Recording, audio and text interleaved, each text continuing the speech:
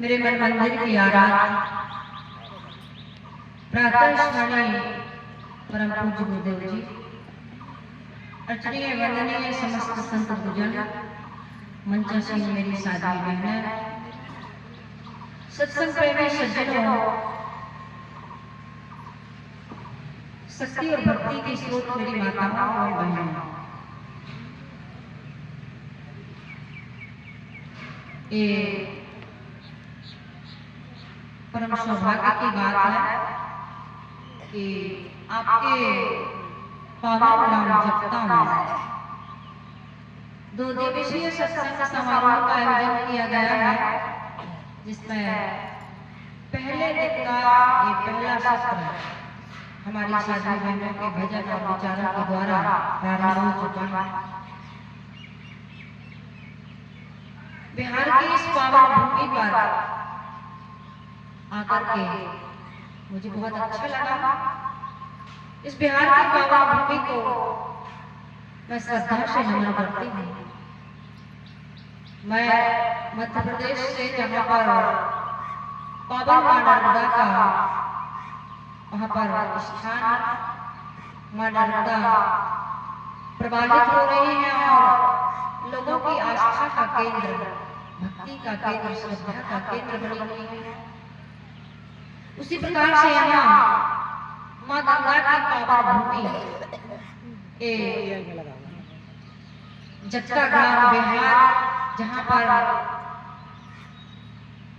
छठ मैया की पूजा विश्व प्रसिद्ध है। यहाँ पर बड़ा आस्था का केंद्र है मां गंगा और छठ की पूजा। इस बिहार की विशेषता, यहाँ पर शिक्षा का केंद्र केवल भारत में नहीं, पूरे विश्व में है। तक्षशिला विश्वविद्यालय नालंदा उस समय स्थित था जब इतना बड़ा यूनिवर्सिटी, इतना बड़ा विद्यालय कहीं पर भी नहीं था पूरे विश्व में। यहाँ पर ऐसे ऐसे गुरु हुए, ऐसे ऐसे महापुरुष हुए, राजनीतिज्ञ हुए, शासक हुए, राजा बलदेव जिनकी नगरी मिथिला, मां सीता का जन्म इस बिहार में हुआ।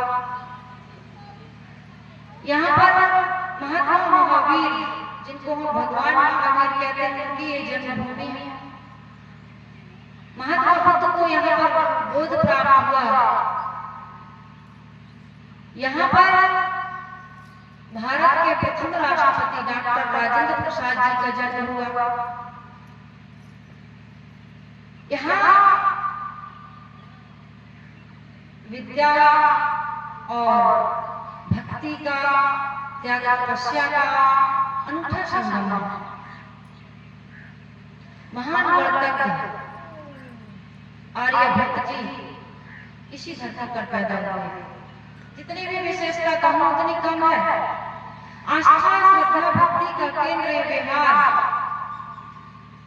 जहां भी जाते हैं अपने गुण कर्मों से पहचाने जाते हैं। सदगुरु कबीर साहिब जी का संदेश हो या बिहार की माटी में मिल रहे पुष्पित पल्लवित यहाँ के नवयुवक नवयुवतियां हों, उनको देखा जाता है बिहार के लोगों की छवि कुछ अलग होती है। अभी आप लोग देखते हैं यूट्यूब का जमाना और सबसे ज्यादा प्रवचन, यदि लोकप्रिय प्रवचन हो रहे हैं पूरे विश्व में, जिनको लोग बहुत पसंद करते हैं, आप सभी जानते हैं, संतों में यहाँ के स्वरूप श्री धर्म स्वरूप साहिब जी, अभी वर्तमान में अभय साहिब जी, गौरव साहिब जी, रंजीत साहिब जी, बहुत सारे संत अभी ऐसे हैं जो गाने में, विचारों को सुनाने में लोग प्रसिद्धि हासिल किए हुए हैं। यहाँ की मैथिली ठाकुर पूरे विश्व में विख्यात है। मेरा निवेदन है यहाँ के खास तौर पर माता बहनों से, ये जो छठ की पूजा करती हैं ये बहुत अच्छी बात है। 36 घंटे तक आप लोग निर्जला व्रत करते हैं। पहले दिन क्या खाते हैं? कद्दूर भात, है ना। उसके बाद फिर दूसरे दिन पूरा उपवास करते हैं। फिर तीसरे दिन कहते हैं, ऐसा बताया जाता है, पहले दिन तो घर की सफाई करते हैं आप लोग, बड़ी सफाई शुद्धता का ध्यान रखते हैं, पवित्रता का ध्यान रखते हैं। फिर कद्दू भात खा करके दूसरे दिन आप पूरा निर्जला व्रत करते हैं। डूबते हुए सूर्य को नमस्कार करते हैं आप लोग। और फिर चौथे दिन सूर्य को, उगते हुए सूर्य को प्रणाम करके पारण करते हैं। लेकिन ए मंदिर, ए मस्जिद, ए गुरुद्वारे, ए सत्संग, ए पूजा, ए प्रार्थना, ए व्रत, ए उपवास, ये जो आस्था के केंद्र बने हुए हैं, ये मंदिर देख करके स्वाभाविक ही हर व्यक्ति का मस्तक झुक जाता है। जहाँ घंटी बजती है, अजान होती है, जहाँ मंदिर में शंख फूंके जाते हैं, श्लोकों की आवाज सुनाई देती है, आदमी का मन श्रद्धा से, आस्था से, भक्ति से परिपूर्ण होकर के एक पवित्रता की सुगंधी महसूस करता है। ये बहुत अच्छी बात है। यदि ये मंदिर न होते, मूर्तियां न होती, ये शंख न बजते, घंटियां न बजाई जाती, ये मंदिरों की ध्वनि, ये सब कबीर साहिब जी के दोहा, चौपाई, भजन,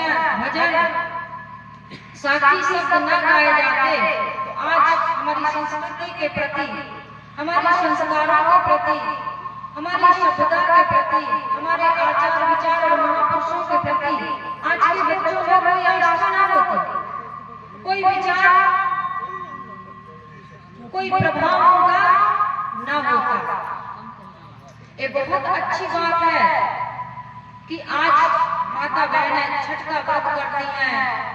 हमारे भाई लोग मंदिर में जाते हैं, माता बहनें भी जाती हैं, वहाँ मूर्तियां रखी हुई हैं, उन महापुरुषों के चित्र को देखकर, उनकी मूर्ति को देखकर, मंदिर को देखकर जो उनके चरित्र के बारे में हमें पता चलता है, उनके चरित्र को हम पढ़ते हैं, सुनते हैं और जीवन में उतारते हैं। ये बहुत अच्छी चीज है। जैसे छोटा बच्चा होता है ना, काम आने कबूतर बना रहता है।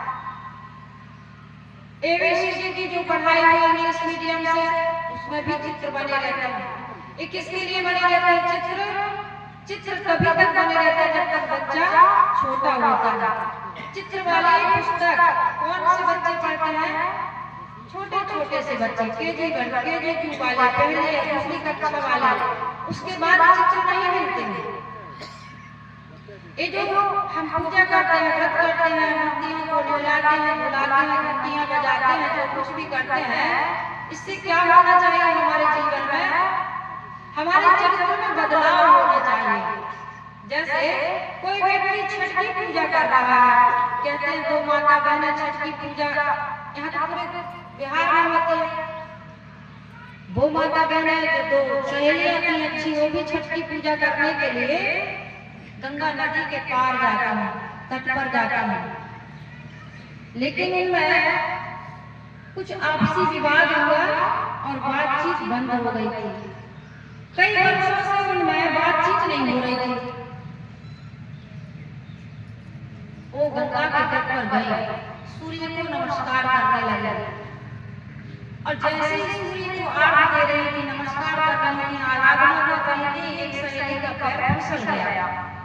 झट से दूसरी सहेली ने उसका हाथ पकड़ लिया और दोनों का बोलचाल शुरू हो गया। अब वो व्रत न करती होती, उनकी मन में पवित्र भावना न होती, तो वहां पर जो घटना घटी, अगर वो एक सहेली का हाथ न पकड़कर उसको न थामती, न संभालती, तो क्या वो व्रत करना सफल होता? आप बताइए। व्रत करना सफल न होता।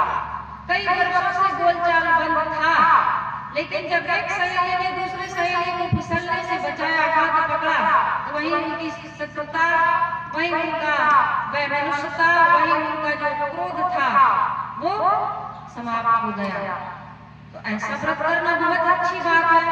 घर में यदि देवरानी जेठानी लड़ती हैं, बातचीत नहीं करती हैं, सास बहू का झगड़ा होता है या पति से किसी प्रकार की रोज लड़ाई होती है, विवाद होता है, तो ऐसा व्रत करने से फिर कोई फायदा नहीं होगा।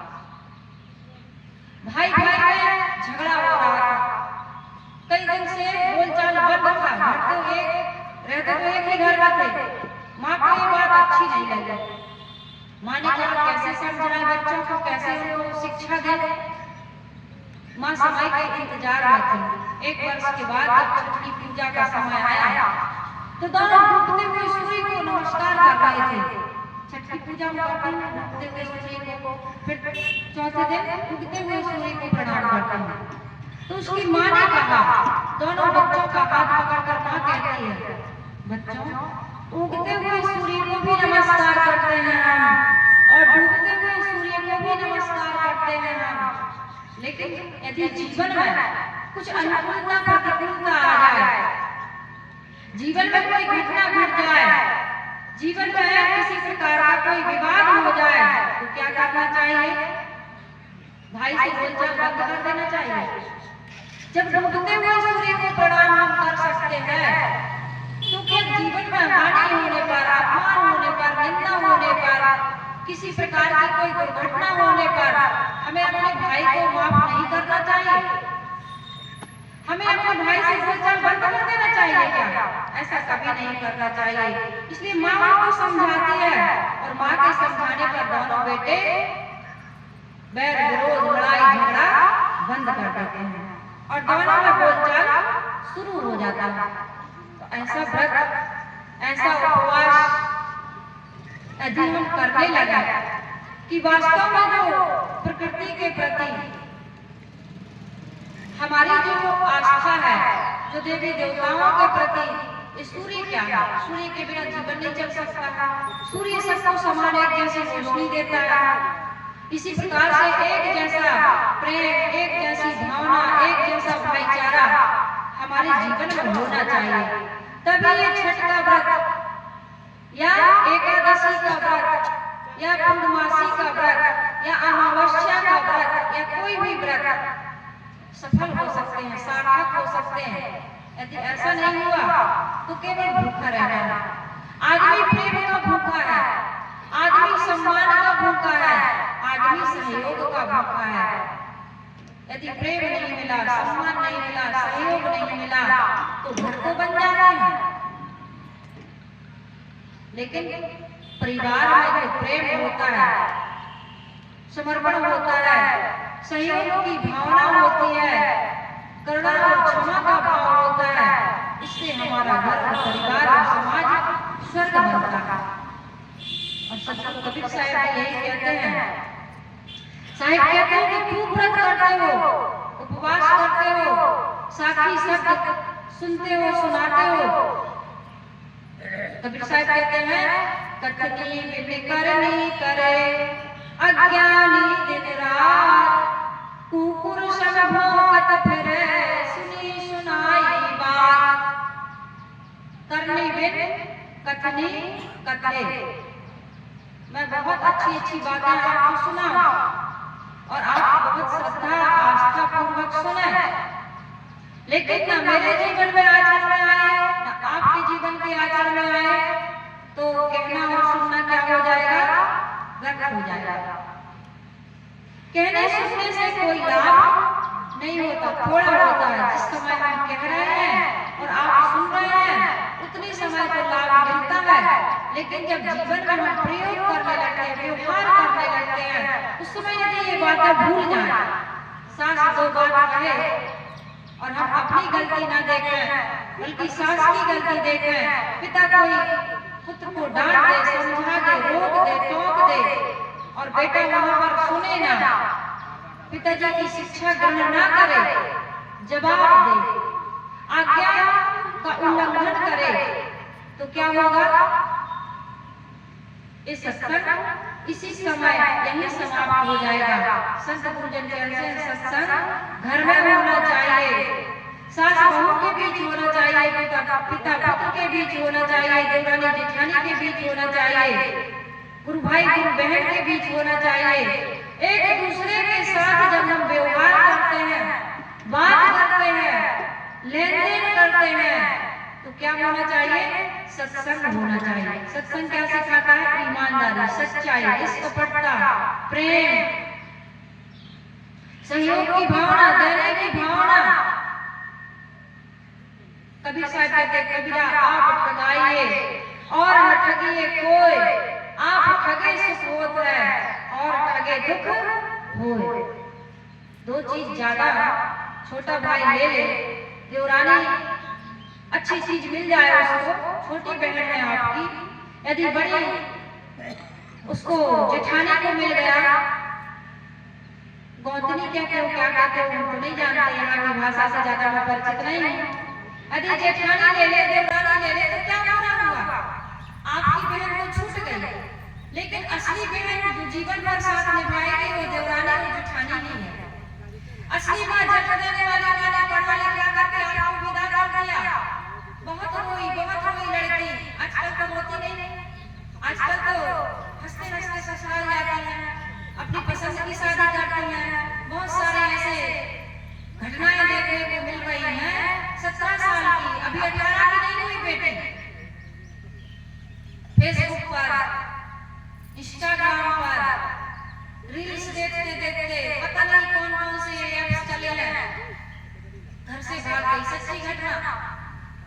17 साल की लड़की है, पढ़ रही है, पिताजी समझ रहे ऑनलाइन पढ़ाई कर रही, मम्मी समझ रही ऑनलाइन पढ़ाई कर रही, माता पिता के पास इतना पैसा नहीं है, वो मजदूरी कर रहा है, किसी के घर में झाड़ू पोछा कर रहा है, रिक्शा चला रहा है, ऑटो चला रहा है, खेत में काम कर रहा है, लेकिन ऑनलाइन पढ़ाई कर रही है। बेटी को, बेटा को मोबाइल दिलवा दिए। अब बेचारे आप कमाने जाए, तुम्हारे पीछे पड़े रहे कि तुम मोबाइल में पढ़ाई कर रही हो कि दूसरी पढ़ाई कर रही हो। लड़की भाग गई घर से मोबाइल के माध्यम से। ये मोबाइल आजकल बहुत बड़ा खतरा है, इसका सदुपयोग नहीं किए तो 2-4-5 साल में ही देखना शादी विवाह सब बंद हो जाएंगे, ये शादी विवाह खत्म हो जाएगी। माता पिता का देखना तो अभी खत्म हो गया। 18 साल की हुई नहीं बेटी, 21 साल का हुआ नहीं बेटा, घर से भाग जाता। वो लड़की 17 साल की पढ़ने वाली भाग गई, और जब भाग करके गई तो पता चला कि उसकी शादी पहले से हो चुकी है। पत्नी ने मुकदमा ठोक दिया, पति जेल चला गया। जिस लड़के के लिए गई थी, अब वो लड़का तो जेल चला गया, उसकी पहले से पत्नी है। कितने लोगों के बच्चे होते हैं, जिंदगी कैसे बर्बाद कर रहे हैं, कैसे तबाह कर रहे हैं। ये हम लोगों का सौभाग्य है।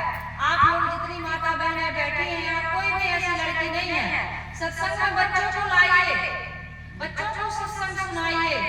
यदि आने वाली पीढ़ी को संस्कार नहीं मिले तो बूढ़े तो खत्म हो जाएंगे। हम सब मृत्यु की कगार पर हैं, पता नहीं कब हमारा नोटिस कट जाए, हम चले जाएं। लेकिन बच्चों को यदि अच्छे संस्कार नहीं दिए, सत्संग नहीं ले गए, आप मुसलमान भाइयों को देखिए, वहाँ छोटे छोटे से बच्चों को अजान के लिए सुबह मस्जिद ले जाया जाता है, सिर पर टोपी होती है और बड़े पवित्र भाव से वो सुबह सुबह करके मस्जिद की ओर जाते हैं। उनकी जब रैलियां निकलती हैं, उनका कोई जुलूस निकलता है, तो देखो छोटे बच्चों से लेकर के बड़े बूढ़े सब उसमें शामिल होते हैं। केवल हिंदू के बच्चे पढ़ते हैं, मुसलमानों के बच्चे नहीं पढ़ते। मोबाइल चलाने के लिए टाइम है, घूमने के लिए टाइम है, टीवी देखने के लिए, कार्टून शो देखने के लिए बच्चों के पास टाइम है। और सत्संग के लिए माता पिता क्या कहते हैं कि बच्चा पढ़ रहा है। क्या पढ़ रहा है? बिना सत्संग के क्या पढ़ता है? 17 साल का नहीं हुआ, घर छोड़ करके भाग जाता है। माता पिता, परिवार, समाज की जो सभ्यता है, सबकी नाक काट देता है। ऐसी लड़कियां, ऐसे लड़के। तो मैं ये कह रही थी कि हमारे जीवन में क्या होना चाहिए? कथनी होनी चाहिए, कथनी। ये सत्संग धर्म